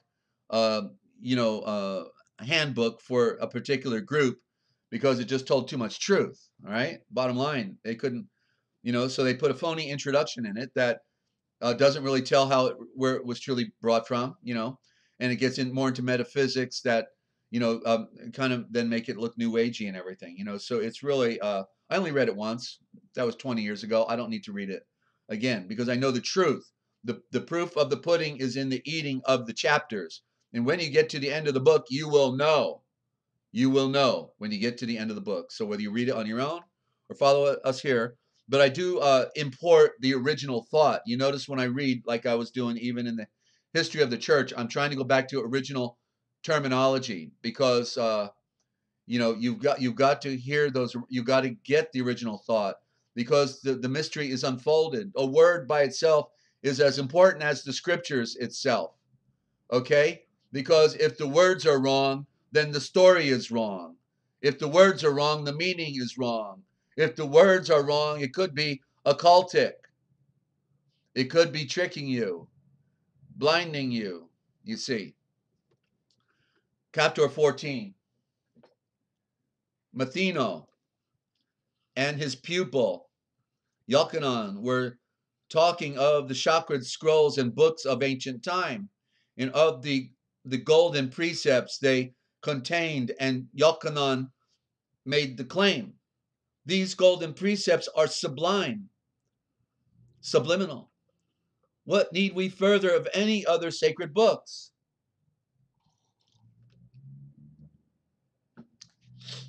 And Matheno breathed. The winds of the only true anointed pure great breath of the One cause everything to come and to go in its proper time. The sun has its own time to set, the moon has its own time to rise, to wax, and then to wane.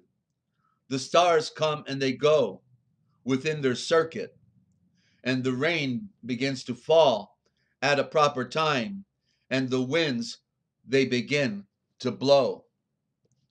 The seed time and the harvest time that comes, blood of the earth to be born, and blood of the earth to die. These mighty winds cause the nations to be born. They rock them in their cradle, nurtured them to greatest power and height.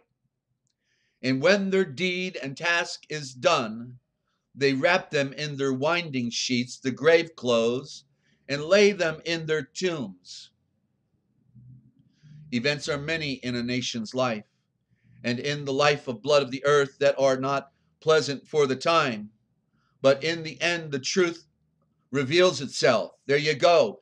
In the end, the truth reveals itself. I better highlight this this verse. How beautiful, right? In the end, the truth can be known, ladies and gentlemen. Proverbial truth. And we know it's happening right here on the Forbidden History, because you're not hearing it like this anywhere. And it's because everybody's stuck in the Greek and the Hebrew, okay? Hebrew and Greek. And we've got to get to the original. Only the original can get us back.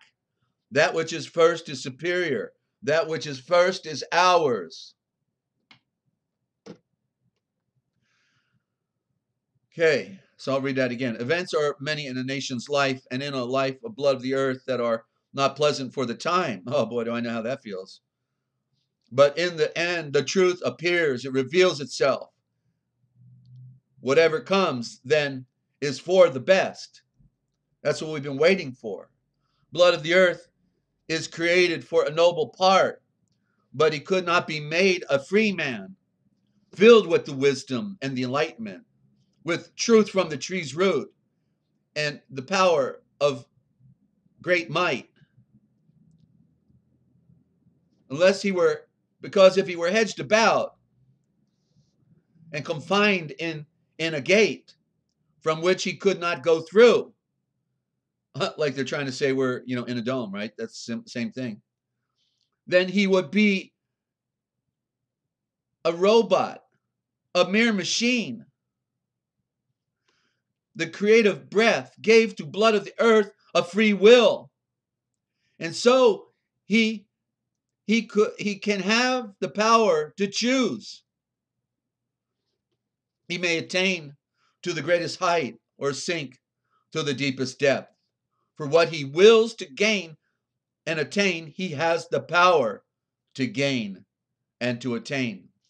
If he desires strength, he has the power to gain that strength, but he must overcome resistance and to reach the goal.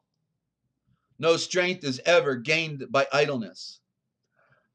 So the whirlwind of many-sided conflicts, blood of the earth, is placed where he must strive to extricate himself. Isn't that what we're trying to do, ladies and gentlemen? To extricate ourselves. Thank you, Diane. Heart for you. Yeah. He, in every conflict, blood of the earth gains strength.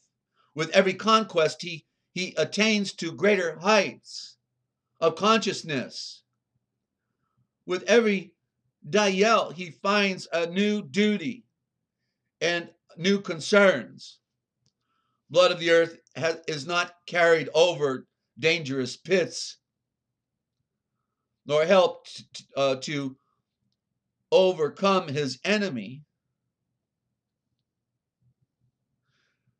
He is himself his own army. And his sword, his shavord, which is the same as word, flaming sword, and his own shield.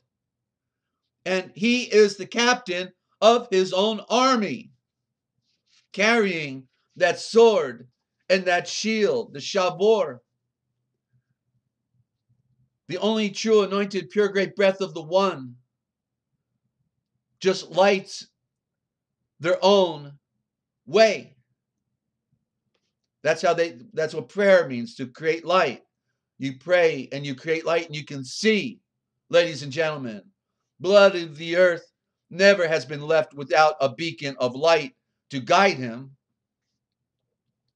And he has ever had a lighted lamp in hand that he may see the dangerous rocks and the turbid streams and the whirlpools and the treacherous pitfalls. And so the only true anointed pure great breath of the one have judged when blood of the earth have needed added light. A mother star mind has come to earth to give more light. Before the days of the Veda, the world had many chakra books to light the way. Well, that was a long time ago. That was a long time ago. And when blood of the earth needed greater light, the Veda and Avesta and the books of the Tao Great appeared to show the way to greater height. And Tao is the last letter of the alphabet. And so it's the power symbol called Tao, T-A-O. There's the A, the first letter of the alphabet, back with it at the end. And the O is the circle, primary symbol of cycle and the sun and the moon and the earth. And in the proper place, the Hebrew scriptures, the writings, the Hebrew writings, with its law, its navigators, the prophets, and the songs, the psalms, appeared for man's enlightenment, for his knowing who he is. But years have passed, and blood of the earth now have need of the greater light. Not the light of the moon, but the light of the sun, the greater light. And now the day star from high noon begins to shine. And Yeshua is the flesh-made mother star, the flesh-made mother star, the royal messenger to show and reveal that light to blood of the earth. And you, my pupil, you have been ordained to herald in that coming age. But you must keep that purity of heart that you now possess. You must maintain it, and you must light your lamp directly from the coals that burn upon the altar of the only true anointed pure great breath of the one on the light of fire. And then your lamp will be transmuted into a boundless flame, and you will be a living torch whose light will shine wherever blood of the earth stays. But in the age that now comes, is here, blood of the earth does attain to greater heights, and a light still more intense does come. A light more intense, no matter where you are, no matter what you've got. A light more intense comes, and there's a promise with what ultimately comes. Check it out, ladies and gentlemen, a promise. Get your concordance out and research promise. And then, at last, a mighty mother star mind has come to earth to light the way up to the throne of the perfect man. The seed of light, known as the seed of light, the true seed of light, not the fallen watchers, who are also seed of light, but sold out. Okay? Taking a note here. Okay. And, well, maybe I'll just do one more, okay? If you're enjoying this, okay, yeah, then the section will be done, okay? I'll do one more. Section will be done here. We're almost 3 short columns here. Okay, chapter 15. I want to welcome any new listeners that are out there, and hope you're getting the most out of the broadcast. I hope I'm trying to put out things that I think most people haven't heard, to make it significant. We've got to hear things we've never heard before, and then we make connections. The things we've not heard before. That's what we need to hear, right? And okay, 15. When Yochanan was 12 years old, his mother died. That was Elishebet. And neighbors laid her body in a tomb among her relations in the Hebron burying ground and near to Zachariah's tomb. And Yochanan was deeply grieved. He wept. Matino breathed. It is not well to weep because of death. Death is no enemy of blood of the earth. It is a friend who, when the work of this life is complete, just cuts the cord that binds the earthly boat to the earth, that it may sail away onto smoother seas, the greater cosmic ocean.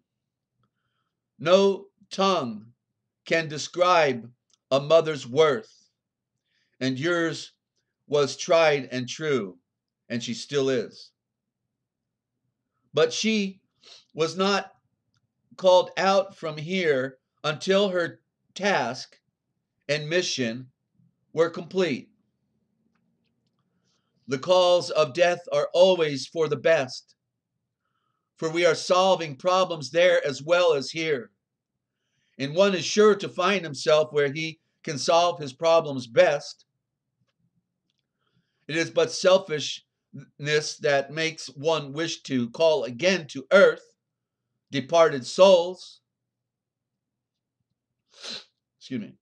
Then let your mother rest in peace, just as her noble life can be strength and inspiration for you.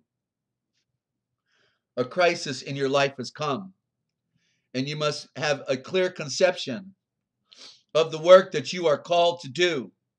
The sages of the ages call you harbinger, herald of light, herald of light. That's what it is, herald of light.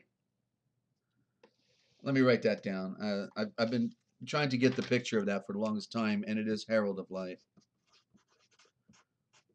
Once I got herald figured out, then all of a sudden it came, herald of light. Okay, and that's harbinger. All right, you're hearing it here first on the Real Public Radio, Free America Radio Network, the Forbidden History Series, what they did want you to know, what we tell right here, because somebody's got to do it, and I'm honored to have all of you here in on the program, ladies and gentlemen, okay?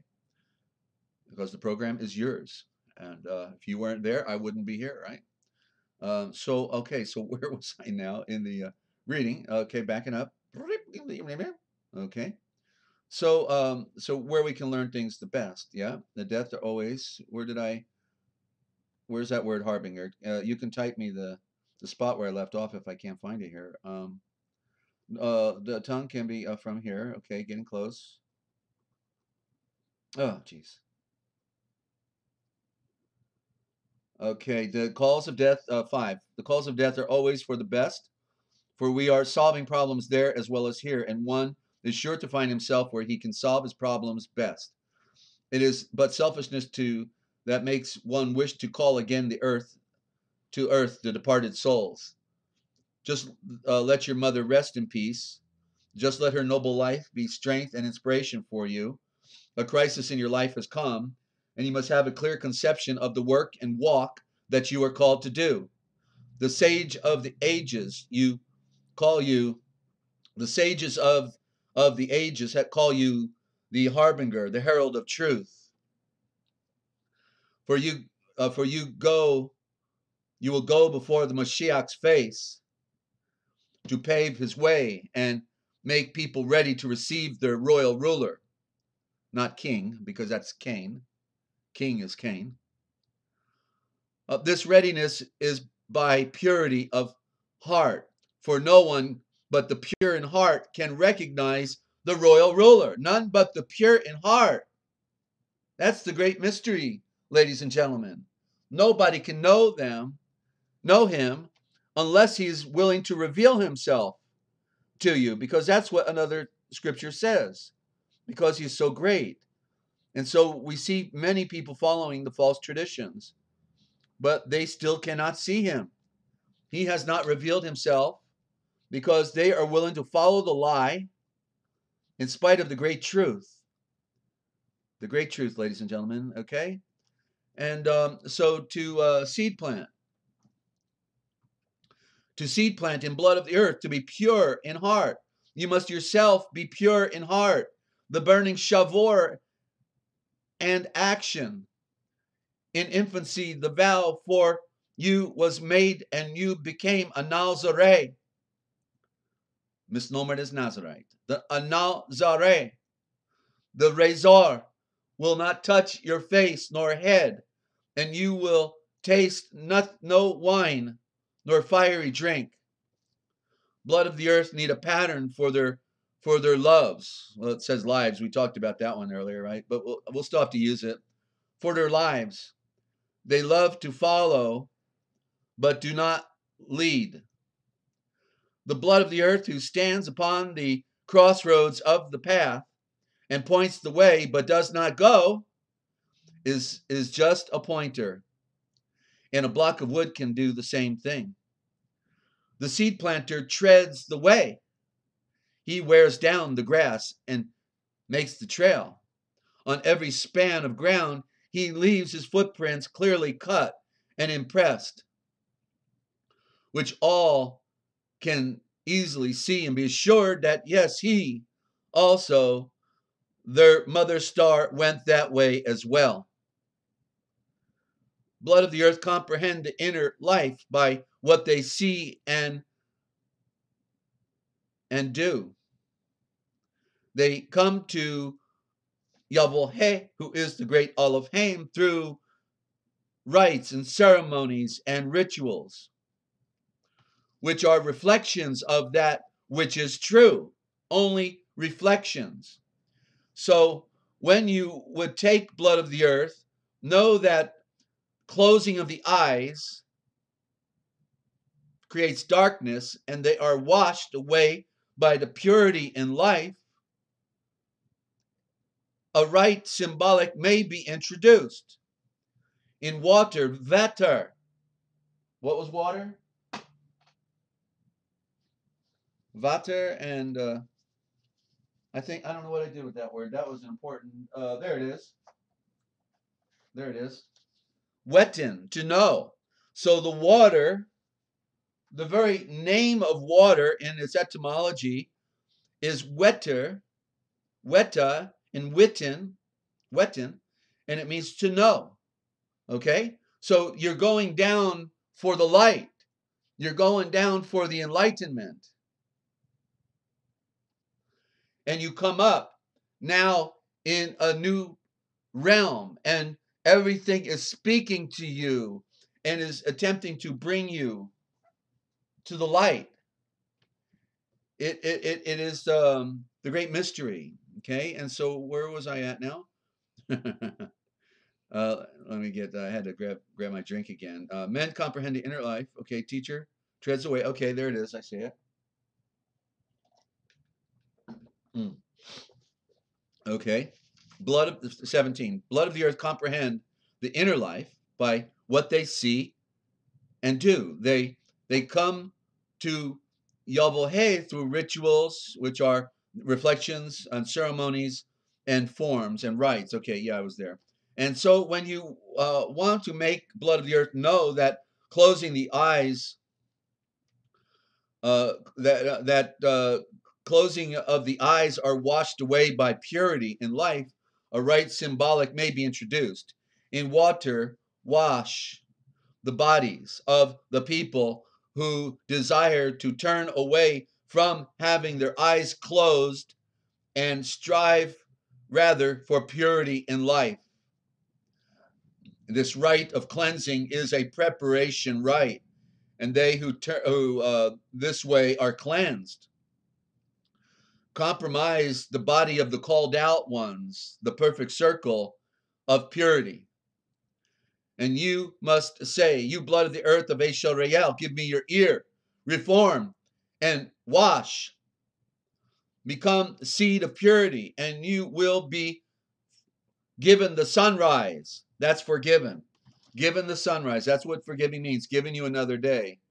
Giving, I take the note here.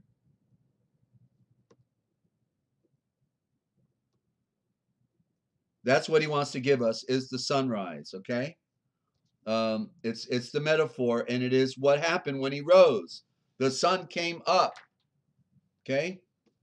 This rite of cleansing and this perfect circle of the called out ones, the church, are but symbolic of the cleansing of the soul by purity in life, and of the royal domain, the sovereign domain of the shul of light, the soul, which does not come with outward show, but is the pure temple within, privately, meekly. Now you may never point the way and tell the multitudes to do what you have never done. So you must go before them and then show them the way.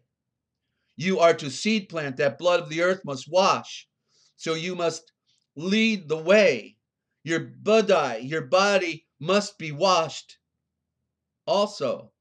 Symbolic of the inner cleansing of the mind's eye that sees in the night the shul, the soul. Yelkanan breathe. Why do I need to wait? May I now not go immediately and wash? Matino breathe. It is time. And then they went down to the Jordan crossing, where Eshoreal crossed 1,500 years earlier. East of Yarico, the father is rich on the side of the sun, just where the only true stars of Eshoreal crossed when they entered Canaan. And they tarried there. They stayed there for some time. And Mathino plowed and planted seed and to this herald of light. And he explained to him the inner meaning of the cleansing rite and how to wash and purify himself and how to wash the multitude. And in the river of the Jordan, Yochanan was washed and purified, and they returned into the wilderness. Now in Engedi's hills, Mathino's work was done, and he, the eye, and Yochanan went down to Meitzoraim, not Egypt, Meitzoraim, and they did not rest until they reached the temple of Saqqara in the valley of the Nile. And for many years, Mathino was a mother star in this temple of the brother estate. And when he told about the life of Yochanan and of his mission to the seed of the moon, sons of men, the Hierophant with joy received the herald of light, and he was called the brother Nalzare. For 18 years, Yalkanan lived and worked within these temple gates. And here he conquered self and became a mother star mind and learned the duties of the herald of light. And that is the end of that section, ladies and gentlemen. And when we pick it up again, it will be section 5, the childhood and early education of Yeshua. Okay, and thank you for those of you who are hanging in there and enjoying this read. I'm motivated when people are definitely interested. And I can't read this book enough. I've read it through about 36 times now, give or take. And I'm just, it's my favorite scriptures. Okay, this is my favorite. You need a copy. Okay, and so very good, ladies and gentlemen. We've got the Forbidden History, and hope your day goes well out there. You're in a harsh environment. Don't forget you're in a harsh environment out there. We're getting cosmic rays of UV, B, and C. So wear sunglasses. Try to go shopping at night. Do everything you can. Wear a hat even when you're in the car. Protect yourself. Okay, stay out of there as much as possible. We're in a different time now. It's a different time zone. Eternity is on. Okay, the coming down of the 7 walls, the 7 going around 7 times, walls coming down. 7 represents time. Know that you're already in a day without end. Its eternity starts right now, right here, babe, right now. And we have to make the connection. And thank you, Marta. So nice to have wonderful friends all over the world, state-wise. I've been a warehouse for knowledge and not been as wise as I should been, Martha. I'm working on that still, but thank you. And Lou is excited. Okay, well, great. I think it's fun hearing things in a way, that they're not being told. We've got to hear things we've never heard before, and the light bulbs got to start going off. And then all of a sudden, since you got light bulbs, you can see and read it for yourself. Nobody has to hold a light bulb for you. You can see and read it for yourself. It's just we're learning how to read, ladies and gentlemen. It's the foundation of communication and transcending this world to no longer participate in the lie and the deception. People, when they think they found the truth, are supporting a lie, and they will die for it. And thank you, Paula.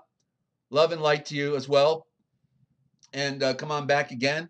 I'm going to be aiming for tonight, okay, probably 9 p.m. Eastern time. I'm aiming, and as long as I can still talk. We're all working on our wisdom. That's right, Martha. Okay, and so, again, thank you for tuning in. Great people. Oh, I can close with the song. I forgot. Let me go get the song. Here we go. Yeah, moving state of the art. Moving up. Okay, well, then I think we've done enough damage for one day. And thank you for stopping by, Star. It's beautiful. The truth is beautiful, right? There's nothing better. The counterfeit just doesn't quite get it. It's got to be, everything's got to be true, correct, complete, and not misleading. And then we'll take responsibility for our own lives and make our way back home, right? But in the meantime, we can share right here what they didn't want us to know, but we're going to tell right here anyway. It's the Forbidden History series. Don't forget. I'm Desert Owl, thanking you for tuning in. And I'll be looking for you next time. Again, thank you.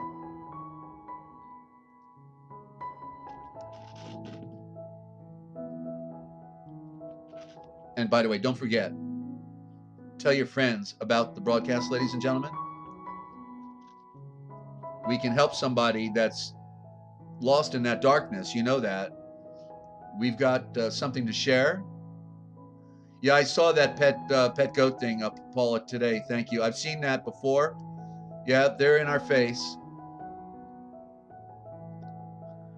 No, I did watch it. Thank you. So I didn't watch the other exposés. I watched it. It was about 7 or 8 minutes. And thank you, Luke Hat, everyone out there. Yeah, I saw it. Thank you. They're in our face. It's okay that they think the joke is on us, but the joke is really on them. We can be grateful that the fire is so real, the fire is so hot, because it will make us want to leave this world and to save our families, our loved ones. So we've got to be putting on the light, a purity of reality and truth. Stop supporting the lies.